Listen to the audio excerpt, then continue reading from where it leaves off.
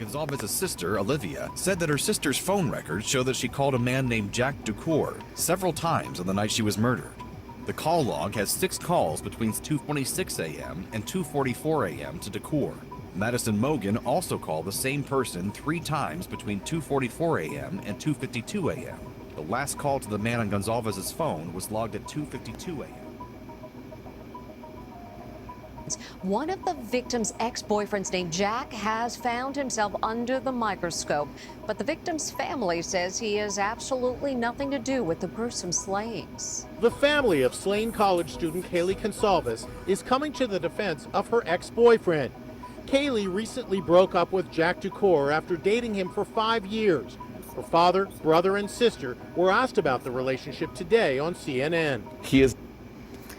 Okay, I stopped this right here because from the very minute I saw this interview with the 3 of them, I was having issues. Big ones. I mean, just where I stopped it just now, they're all lying. Every one of them. Her lips are in, like, I'm not going to tell, I'm not going to tell, don't tell, I'm not going to tell. Steve, and the dad, he's just, I have one heck of an issue with him. And I'll show you a couple pictures that I have a serious big issue with. And then her brother, he's a whole nother story. But whether they are covering up the fact that Kaylee might still be alive, all speculation, that maybe all of them are still alive. How do we know? I mean, the way this is going down, and the way now that we're seeing there's a sting that was in the area, and I talked about the grub truck and you know, the drugs possibly, you know, in my opinion, going through there. Maybe this was nothing to do with the kids at all. Maybe this has something to do with the owners of the businesses around that town. And right across from the church, I mean, Freudian slip. Right across from the grub truck is the school, the church's school. Literally right across from it, and it's like dawned with all kinds of cameras. So there's all sorts of cameras on that side as well. So no one has heard about those cameras, correct? I haven't heard about them. But then again, why would the church relinquish those cameras and that footage when they were feuding with the Moscow cops already over the sing-song or whatever it's called, and the face masks and the Moscow stickers and all that kind of stuff, and the body cams. No body cams. Nope, no body cams. But then the body cams showed up, right? They showed up. And now Moscow is paying each of them, the 3 of them, $100,000 a piece. Okay, so you tell me nothing's going on here. So what is going on here? What really is going on here? What students are undercover? What students are informants? What students are narcs? I'm not quite sure what the difference between those two are, but I'm sure there's something besides the spelling. And for one, I've always thought Enan was a informant because he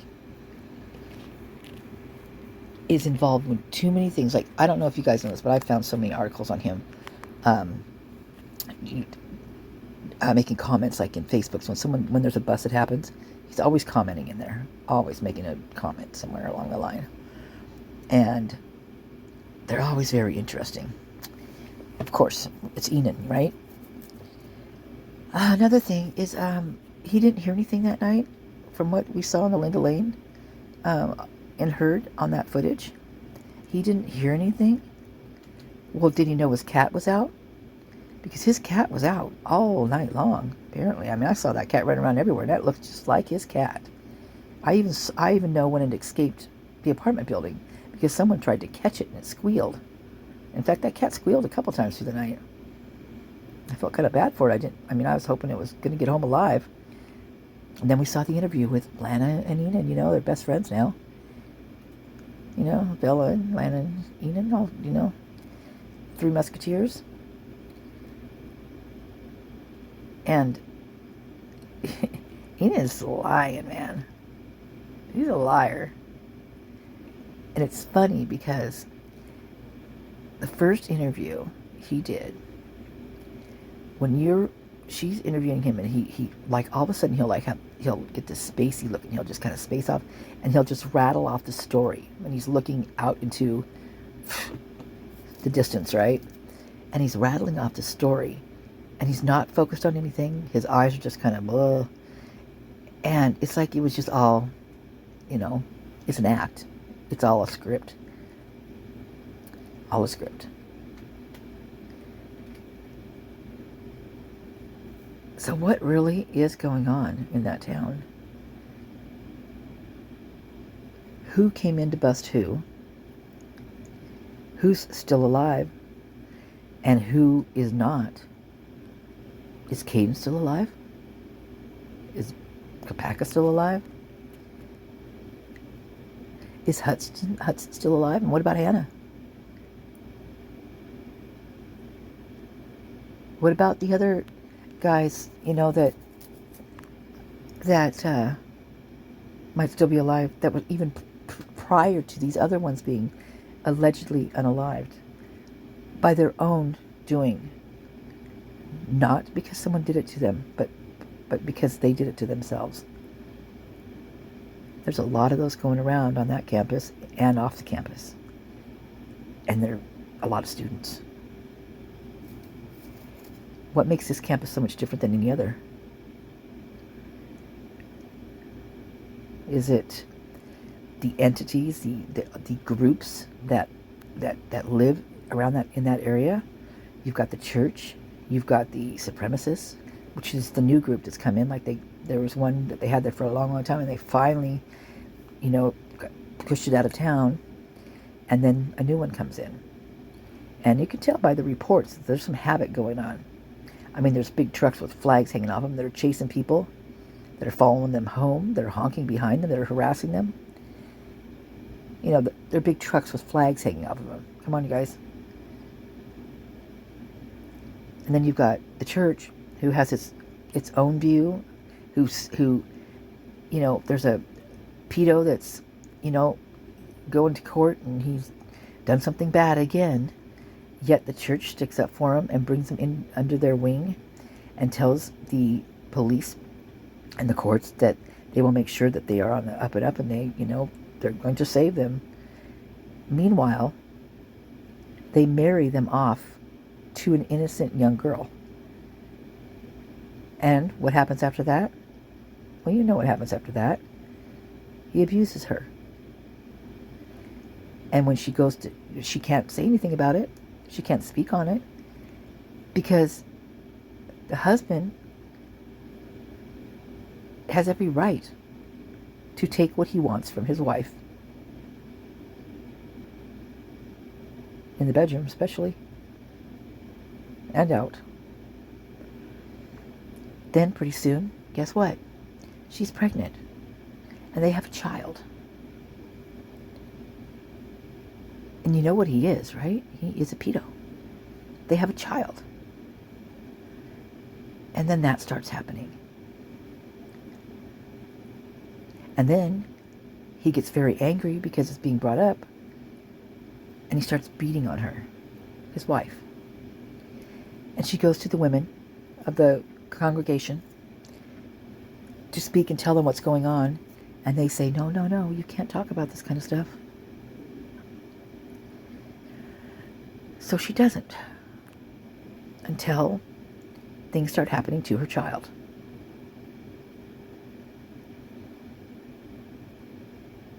And this person gets arrested again. Now, whatever has happened to him since then, who knows? He's probably under the protection, you know, in the depths of the church again.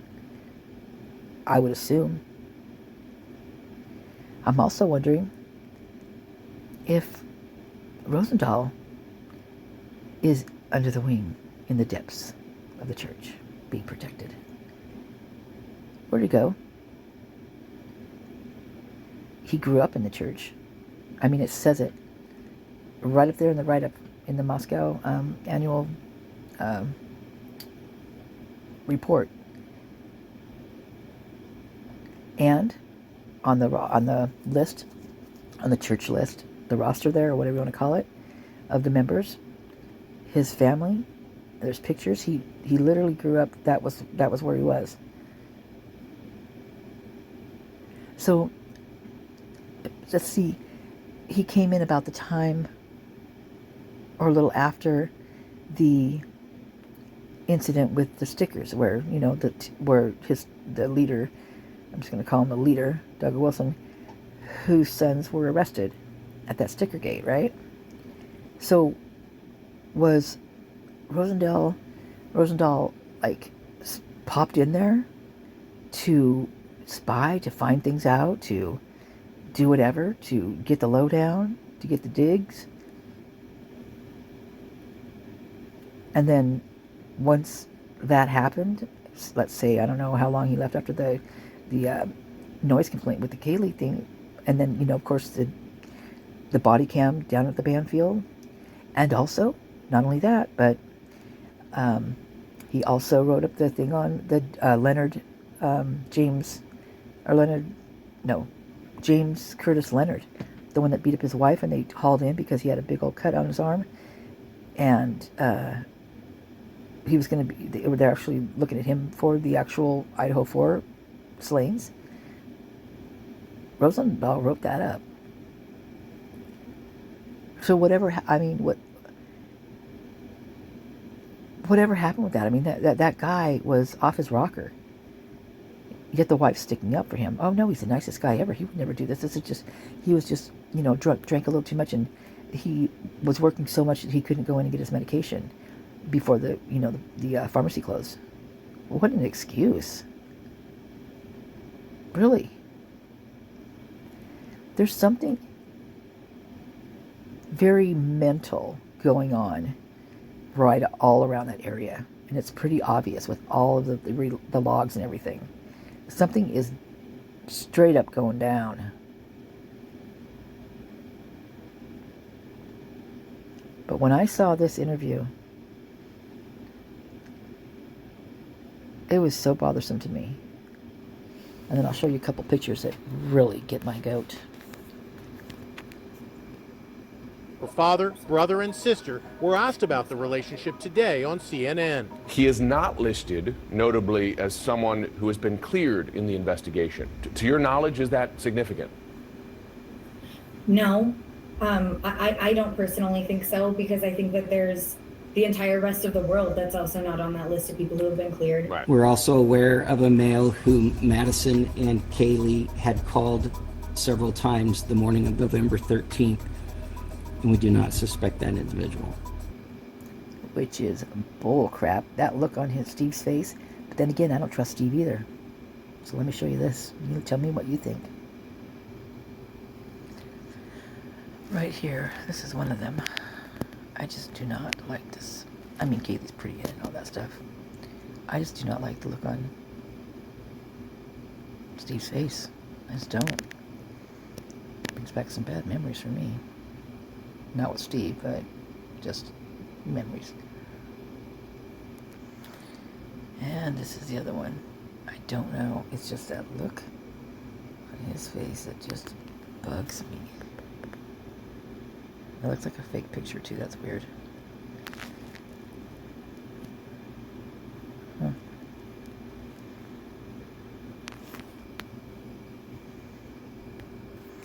And what does this mean? Like father, like daughter. And why aren't there any pictures of Kaylee and her mother? Literally, there's one, and she was an infant.